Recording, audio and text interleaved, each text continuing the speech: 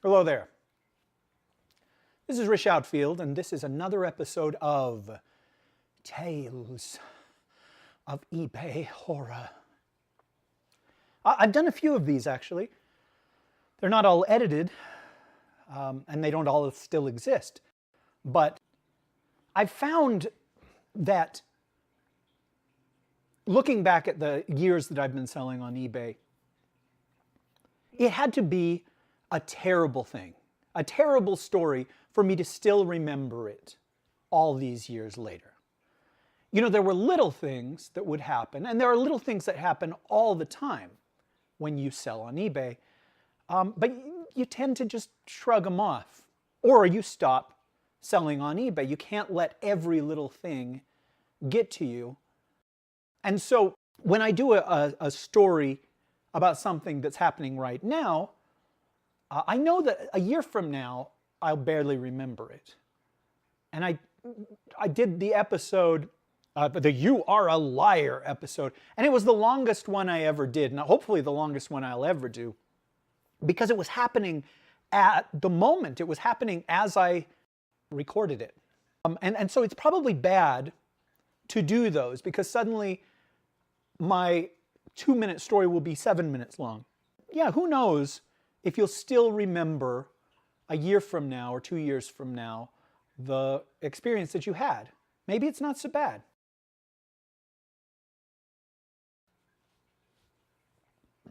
Okay, we'll do a really short episode here. And then this is just a roll your eyes kind of thing. This is not a true tale of eBay horror.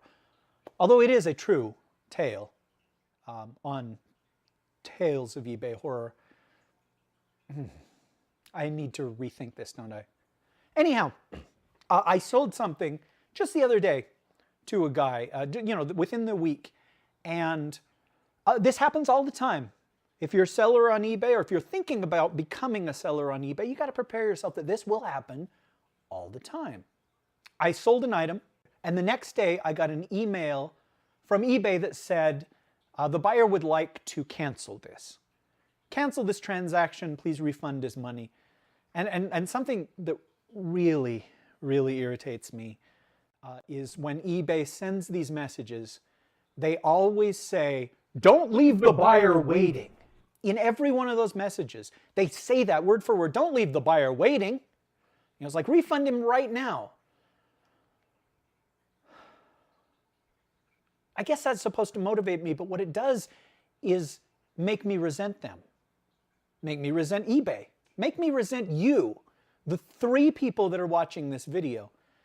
But that's not relevant. What is relevant is, right after that on my list of emails, there was an email from the guy. And I assumed it was like, hey, I bought this by mistake, or hey, I bought 2 of these at the same time, or hey, lie.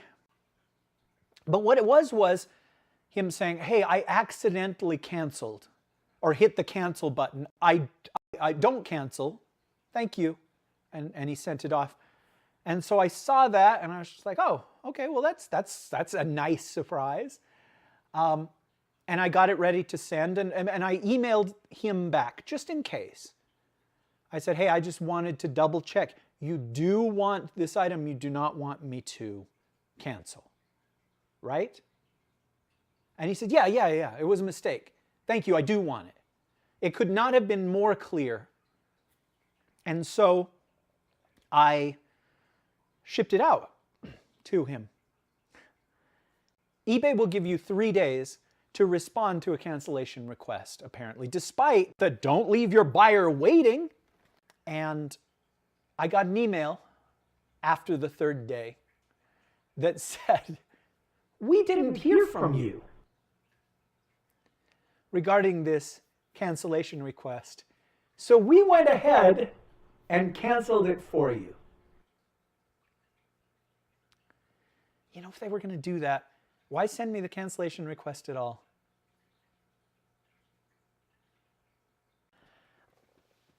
I think I probably screwed up.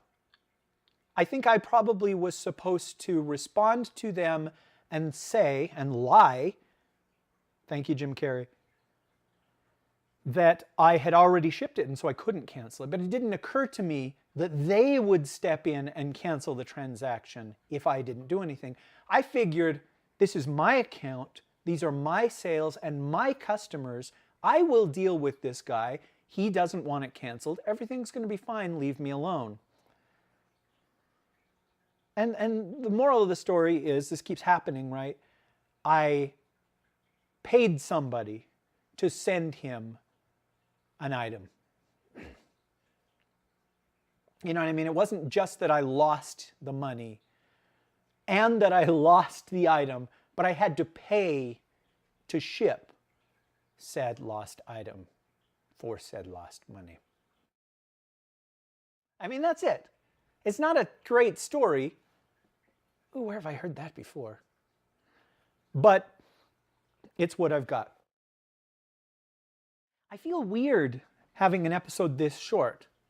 Lord knows it'll be easy to edit, but I'll tell you what. I am the co-host of a podcast called the Dune Steve Audio Fiction Magazine, and we've been on the air for almost 11 years. Air? Are we on the air? We've been on the podosphere. We've been available. And my co-host, Big Anklevich, he used to sell on eBay too. In fact, I think he might be getting around to doing it again. So I'm going to ask him if he would share a eBay horror story with you.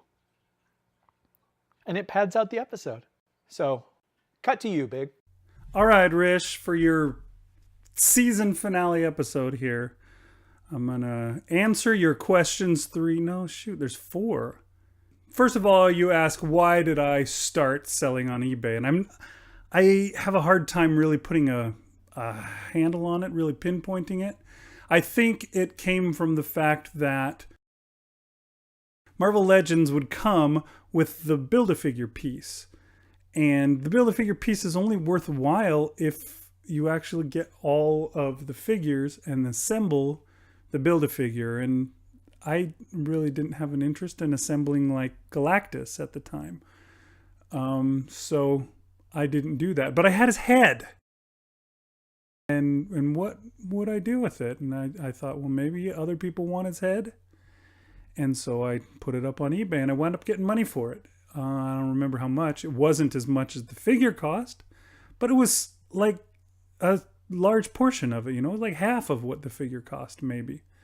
And I realized, hey, I can get way more figures if I sell off the Build-A-Figure pieces after I buy them. That would be pretty awesome. And so I think it built from that into the point where I was like, hey, what if I just sell the figure and the guy and see what I got from it? And so I was selling stuff on eBay for a while there. When it was going well, when it was fun, I do remember that. Because it was a lot of fun. And I think the funnest part about it, what the most enjoyable part was when you and I mean, we worked together at the time. So we would see each other every day. And we got so into it that we would meet and to carpool together to work. And we would meet like an hour and a half before we really needed to leave. And then we would stop at a Walmart and another Walmart and another Walmart on the way to work. And then we would get home an hour and a half later than we would have to because we also stopped on a Walmart and then another one and another Walmart on the way home. And we had various routes that we would take going to these Walmarts looking for figures. And it was just such fun searching for it and, you know, joking around with each other, like how, you know, we would see this figure and then I would push you down and run and grab it so that I had it first and that kind of stuff. And just, yeah, that's the fun. I mean, it's the fun thing about toy collecting is the hunt. It's finding the thing. That's when I have the most fun collecting toys. Like recently when I went and built my collection of the Fantastic Four guys that I made, and it was fun going from one Walgreens to another Walgreens to another Walgreens, and oh, this time I found one, and you know, this time I didn't, and then that time when I finally got that last one, it was so wonderful. It's enjoyable, but yeah, like you say, like you ask, not long after starting to sell, I stopped, and why did I do that? Because it was like having a telemarketing job. You know what I mean? Like as a writer and as a podcaster, you know, I put stuff out there, and you have the option of getting comments. You know, people give you comments, and sometimes they give you mean comments, sometimes they're upsetting comments, but you don't have to read them. You know what I mean? You're not forced to. It's your prerogative. You know, you can read them if you want. Maybe they'll have some constructive criticism in there. Maybe they'll just say, you fucking suck. You know, you can ignore them. But when you're doing something like selling on eBay, you are in customer service, basically. So when you get these comments from people that are outraged, the whole thing that your freaking channel here is based around, or your series of videos, I guess, you have to read those things and you have to respond to them. You can't just ignore these people and hope they go away, because it's your business. That's where your money is actually coming from. I wasn't getting any money for the podcast for the most part. There's a few people that would donate out of the goodness of their own heart, but we weren't selling anything. So if I just ignored somebody, yeah, they probably would eventually go away. But not with eBay. I mean, it was awful. And I've been a telemarketer, and truthfully, 10%, you know, refund, some small, but there'll be a complete a-hole over it. It's just ridiculous and so frustrating, so stressful that it just wasn't worth it at a certain point. And, you know, it was a lot of work boxing up all these things and sending them out and mailing them. I put a lot of effort into, you know, the not fun part of selling stuff on eBay, and it wasn't worth the effort. Okay. Now, you and I started selling on eBay around the same time, but you stopped after a while. Was it this experience or other experiences like it that made you stop selling on eBay? My worst experience was, there was this, you know, I used to withhold giving my feedback, my, you know, positive or negative rating on the person until after they gave me theirs. I would never give somebody their feedback until after I received my feedback and it was positive. And there was one guy who was just a complete douchebag. I, you know, had to grin and bear it, had to deal with him. And then eventually he finally gave me positive feedback. And the second he did, I went in negative feedback to him because I hated the guy. He had been such a douche, and now he had no recourse. He couldn't get me back with negative feedback, which he would have done, I'm sure, but he would have had no reason for it because I did nothing but bend over and freaking take it from the guy the whole time. And that guy freaking lost it when I gave him negative feedback. And he got in touch with eBay, and he complained to eBay, and he opened some complaint, and it went to some friggin' arbitration and all this crap. And in the end, I think my negative feedback got removed from this guy, which I was relatively frustrated with, because he deserved negative feedback. That's why I gave it to him. Why have a feedback system if you can have your negative feedback removed? And his thing was like, I gave you positive feedback. I deserve positive in return. No, you don't. You get feedback for what you have done. And you were a douche. So that was probably my most negative, because that was one of those things, you know, it's like going through a friggin' court case or something, you know, it just kept more and more stuff, and we're going to arbitration and this and this, and oh man, it sucked. And that was just one of them. There was many others, but that was probably the worst. The other story I just thought I'd tell was the time that I sold a figure for the largest sum, and I remember being so excited that I sold my figure for that much money. I was so stoked. And then, of course, the next day, that person withdrew their bid and came up with the story that, like, their child had been on their account and was bidding on stuff without their knowledge. Not that they were just drunk bidding late at night or some crap like that, you know, which is probably what it was.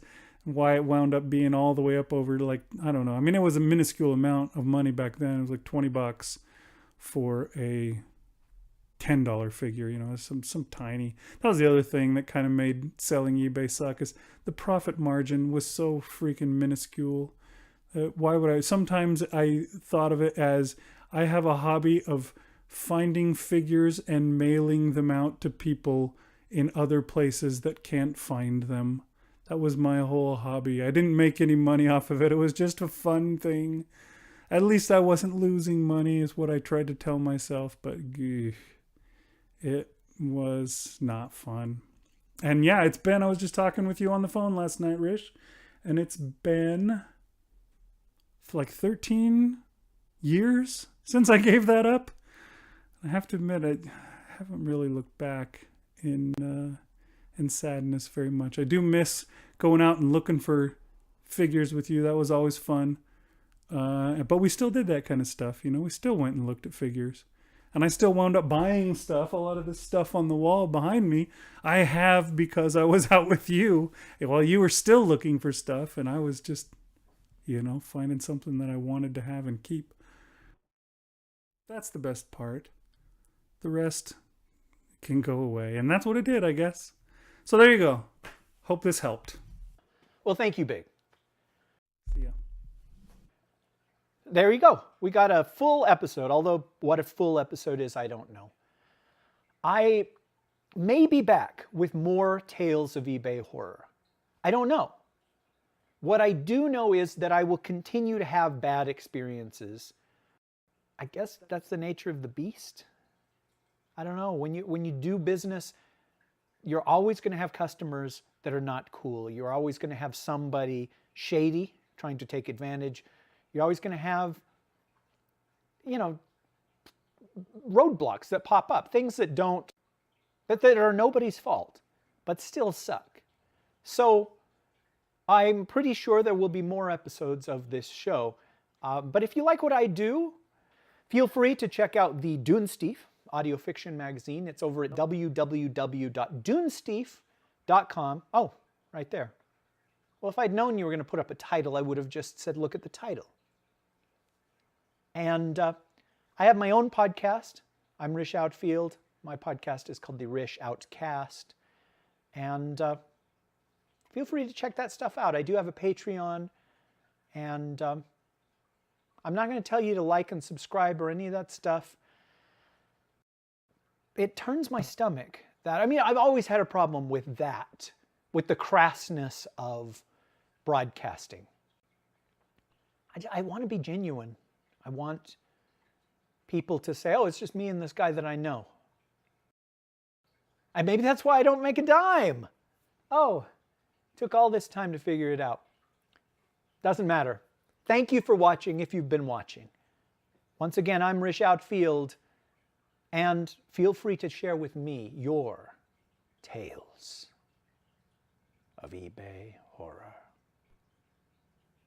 Laugh.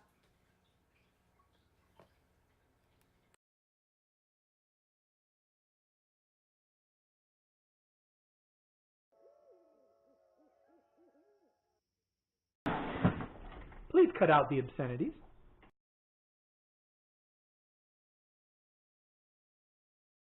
Bid with confidence.